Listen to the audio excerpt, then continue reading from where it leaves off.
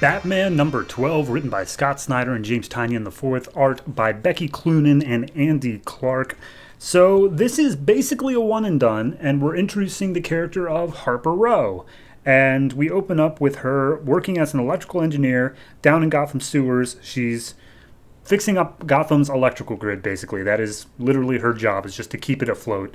And one day she's working down there, she gets a call from her brother, and her brother's all pissed off at her because she's supposed to be getting ready for a gala at the Wayne Manor. The same gala that we saw back in issue 1. If you look back in issue 1, she's there. They don't name her, and they don't do anything but give her a quite tiny little glimpse, but she's there. Regardless, she doesn't want to go. They want a raffle. They're actually very, very poor, and they're just trying to get by on their own because they're actually emancipated from their abusive father, and they're like, Harper's still in high school, and she's doing everything she can to keep them just afloat. But anyway, she wants to go just dressed in her normal outfit, which is like flannel and jeans or whatever, and her brother, Cullen, is like, no, you gotta go, you gotta look your best here, just do this. Like, this is you just enjoying yourself. You do so much for me, please just do this for you. And she's like, all right, fine, whatever. So she ends up attending this thing, and Cullen has been the target of some pretty severe bullying, even people like coming to his house occasionally, because he is very out and gay. So Harper tells him, hey, look, stay inside, don't answer the door for anybody, like, I'll be back soon. So we see the gala, and Harper sneaks over to the snack table to try to sneak some out in her handbag. Alfred stops her and is just like, oh, you must try the brownies. And she's like, yeah, this isn't really my place. And no offense to your Master Wayne guy, but I don't, like, he's talking about demolishing my home. And, like, yeah, whatever, I don't care that much about it. But he's talking about making it better. And frankly, a guy like him who has never set foot in that sort of neighborhood is not going to know the first thing about making it better. And Alfred's like, I think you'll be surprised. Anyway, I can tell you don't want to be here. Let me show you the door. So she leaves happily. And when she gets back home, she finds that someone had broken in and they had completely beat up and like just completely humiliated her brother.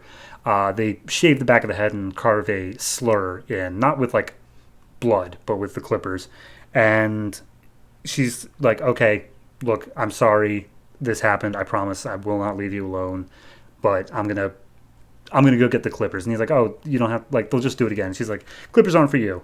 So she walks in the next day to high school, and she's matched Cullen's very raggedy hairstyle in a act of solidarity. So happy to do that.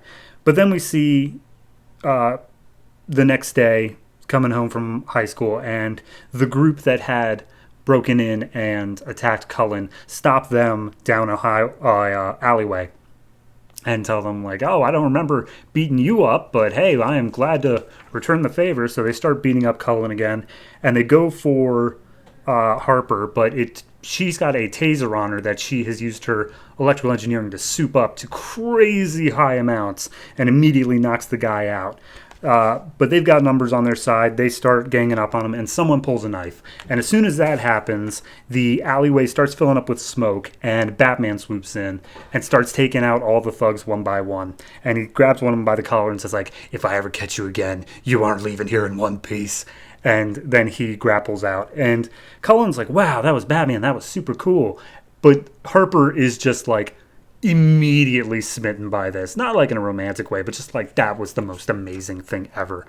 So she spends the next few weeks researching Batman and like finding out all this stuff about it, and she uses her connections on like the Gotham grid of being able to tell where different signals and electrical things come from, that she has managed to find out that Batman has like wired up a ghost grid alongside of Gotham's grid, and he's not draining power to fund his bat stuff. He's actually, quote unquote, draining power from the Wayne Tech buildings in order to pump up Gotham's grid even better than it should be. Like, he's making Gotham a literally better place.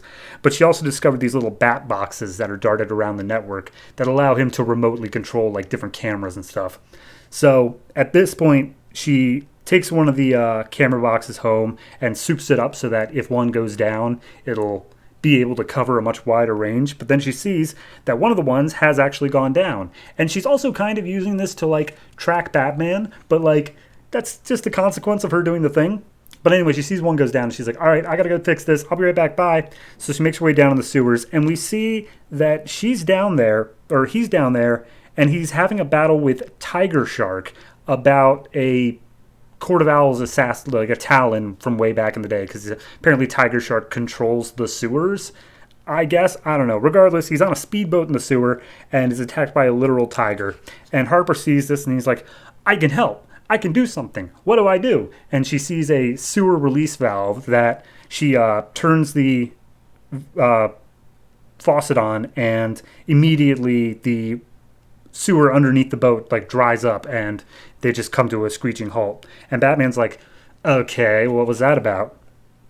Cut to later that night, Harper arrives back home and was like, Cullen, I did it. I helped Batman. Oh my God, it was the most exhilarating thing in my life. And he's like, you smell horrible. Take a shower and then go to bed. But we see that she lies awake and she continues to keep planning on helping Batman until Batman does eventually find her, meets up with her and says, you're done. No more doing this. And she's like, I was trying to help. Like when your box went down, I knew the police could see you. And oh, wait, you wanted the police to see you so they could set up a net to catch you guys at the end of the sewer. Okay. Well, that makes sense.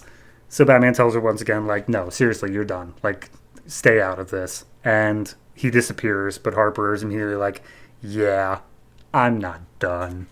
And that's where we leave off, introducing the character of Harper Row. Now, of course, I have read some future stuff post New 52, and I know Harper sticks around. I know the trajectory that she takes.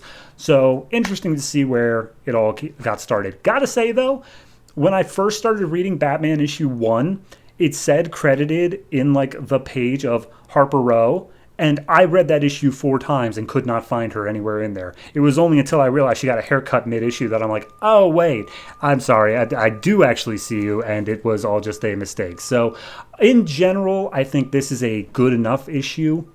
It, of course, is completely standalone on its own. The art shift is super noticeable. It happens like 2/3 of the way through the issue. But it's not bad. I like the style before and I like the style after. It's just very jarring when it happens. So overall, I would say this one gets a 7.5. I mean, it's still the same writer, and James Tynion is on this one, who I do enjoy as a writer. So it's pretty good overall, and I can't really fault it for anything.